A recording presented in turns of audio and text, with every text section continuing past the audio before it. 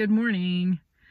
I thought about maybe doing my reading in the house today, but two of my three kids are playing Just Cause 3 in their underpants. So back in the car I am. I also was thinking that yesterday in part 3, I think, I read a poem about what it's like for a baby with a trach to hear a baby laugh and cry when they can't make a noise. And I realized I have some videos of my youngest son, Isaac, when he had a trach, and I'm going to try to edit one of those in right here.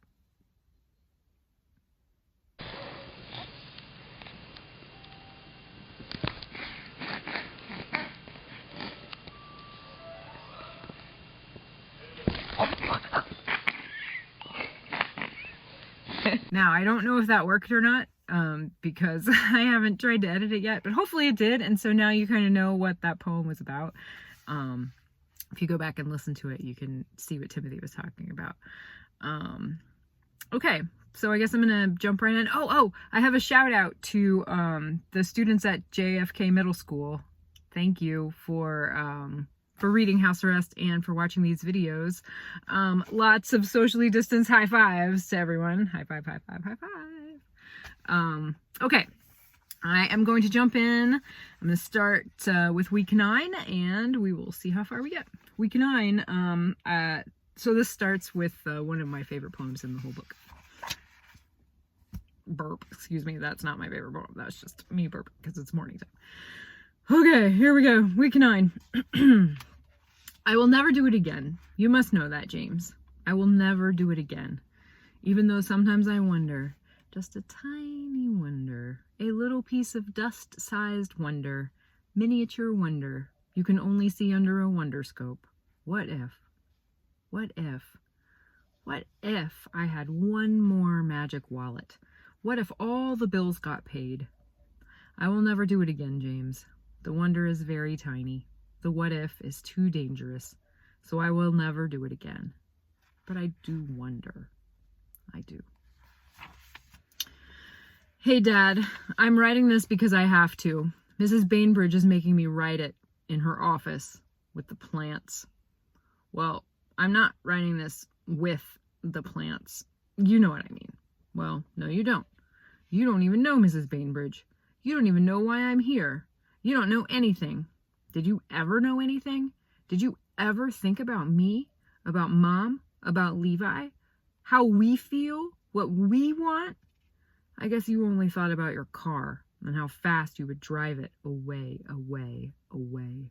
I wish I could drive away, away, away. But even if I could, I wouldn't. Because there are people to take care of. People you left behind. I don't want to write this anymore. Mrs. Bainbridge, there isn't even a place to send it.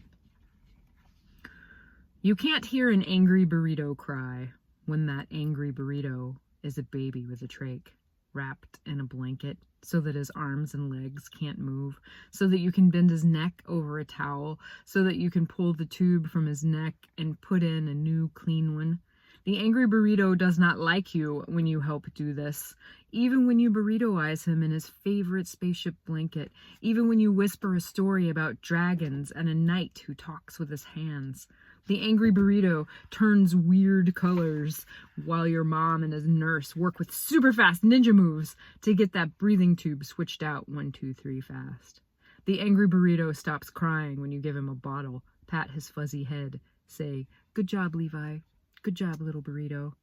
The angry burrito drinks too fast. The angry burrito barfs, and the ties around his neck, the brand new ties, get covered in barf, so you have to help switch them out again, and the whole scene starts over, an endless loop, because you have nothing better to do on a Saturday than make up stories about dragons to soothe an angry burrito. Confession. I ran to Jose's house today, just for 3 minutes, to borrow his math book. Mom knew where I was going. She watched from the doorway.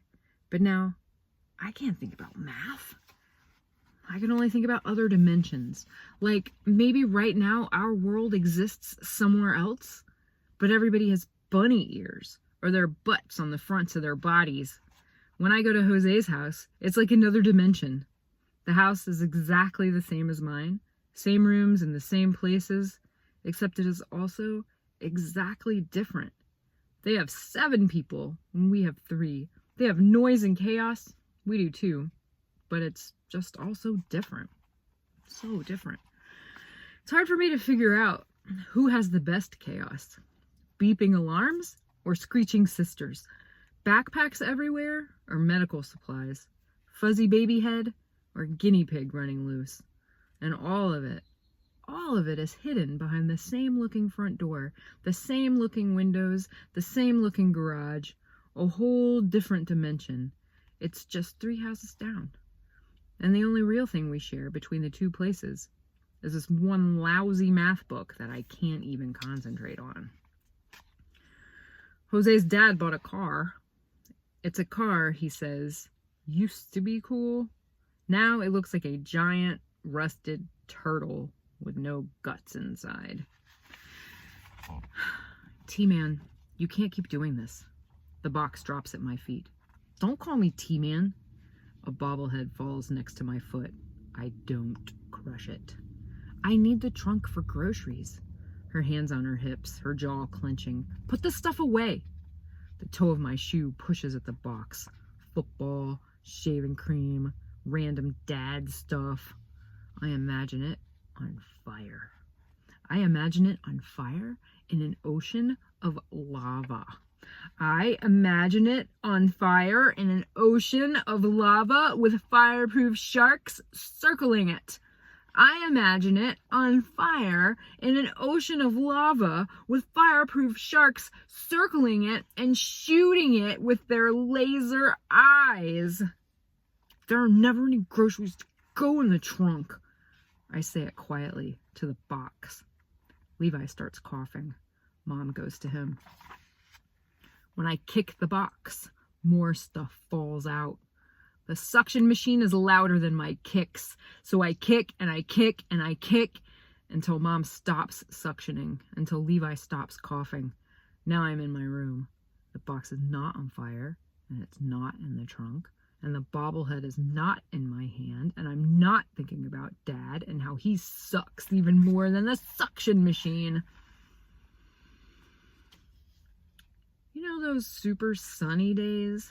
The ones that come out of nowhere, where every slant of sunshine bursts through the window blinds, warming up whatever they touch. Not too hot, but just right. And you can feel the sun burning on your face, burning in a good way. Like if you could stand inside fireworks and not get burned.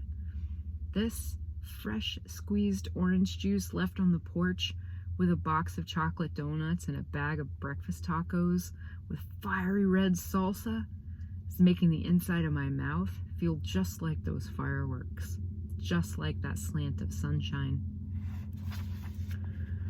Week 10. I know I can't go to Jose's house to help work on the car. Duh, James. I was just mentioning it, that's all. You don't have to always jump down my throat trying to snatch away my words like they are bombs about to tear the world apart. I'm just writing in my journal like I'm supposed to do. Jeez. Do you think every thought I have is about breaking rules? Do you think every thought I have is about how to drive you crazy? Your squinched up lips and grouchy eyebrows say yes. Ugh. Could you be more of a tool? That is not a challenge. Baby signing adventure. A DVD left on the mat. Seemingly innocent, but like a time bomb. Ticking, ticking, ticking. Milk, milk, milk, and a cup, cup, cup. I love, love, love my milk in a cup. More, more, more milk in my cup. I love, love, love more milk in my cup. Someone left this DVD for Levi, but as a punishment for me, right? Because you guys, this is worse than juvie. I am not even kidding. 5 times he's watched this DVD today. 5 times. Happy leg kicking away. I can almost see the smoke shooting from his ears as that little brain of his works and works. But seriously, baby signing adventure might kill me. For real. My ears will bleed from all of those songs. My heart will explode from running to get away from Miss Jill and her pointy talking fingers. But Levi can't get enough. So thanks, whoever left it here, I guess. No, Mrs. B, there is no way, no how, no where, no when that Mom would ever, in 1,000,000 years, allow a benefit to raise money to help us. Because we don't need help. We are just like everyone else. Or so she says. I got home from school. Marisol handed me a package, an envelope with padding. Can you fit $1 million in an envelope with padding? I opened it and must have given her a look because she laughed. What are these? Chains. I can see that, Marisol. For Levi. Come here, help me. We burritoized Levi. I whispered the story in his ear, the one about the dragon and the knight who talks with his fingers. Marisol unfastened the fabric around his neck, the ties that hold his trach in place. The ties that get 10 times disgusting whenever he barfs or spits out his milk or sweats or all of those things combined. Marisol gently pulled the ties away from the trach, using her one hand to hold the trach in Levi's neck. One slip, one distraction, and the trach could fall out. Could mean no more breathing for Levi. Hand me the chains? I handed them over and she measured the perfect fit. Cut right here. I took the wire cutters from the package. I cut right there. Marisol connected the chain through the trach and around Levi's neck. No more yucky ties, she smiled. So easy to clean. I smiled. And look at that cute little neck. Levi smiled. Okay, so not as good as $1 million, but close. There are sharks in my throat. Tiny sharks with super sharp teeth, with laser eyes. They are destroying my throat from the inside out. There are trolls in my head, evil trolls, with super heavy hammers, with thundering fists. They are destroying my head from the inside out. It's possible I am dying, infected with sharks and trolls, but I have a math test today. No rest for the weary. I can hear them downstairs. Mom has that voice, the one she uses when she's really mad but trying to be calm. I call it her I will kill you, but in a super polite way voice. Tonight's nurse is getting a face full of IWKYBIASWV. I hear the words go bag and organized.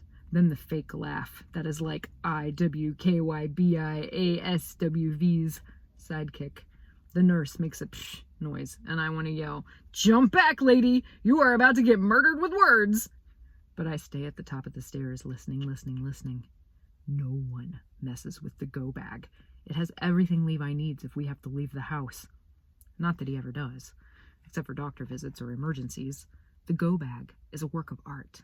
Labeled supplies, rescue meds, extra trachs, even a handheld suction thing. You don't touch the go bag. You don't go near the go bag. The go bag is perfection in an ugly red duffel. It's like a tiny hospital. I think the nurse tried to reorganize it. Mistake! That go bag is the most perfect thing Dad ever created. Except maybe me.